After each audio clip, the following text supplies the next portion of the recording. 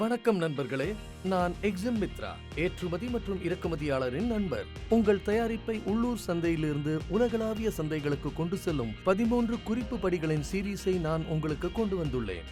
முதல் படியிலிருந்து தொடங்குவோம், அதாவது ஒரு நிறுவனத்தை அமைப்பது.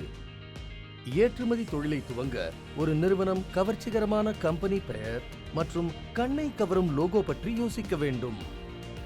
MCA வெப்சைட்டில் நிறுவன சேவைகள் பிரிவில் நிறுவனத்தின் பெயர் கிடைப்பதை சரிபார்க்கவும். இது சோல் ப்ரொப்ரைட்டர்ஷிப் நிறுவனமாகவோ அல்லது பார்ட்னர்ஷிப் ஃபர்மாகவோ இருக்கலாம்.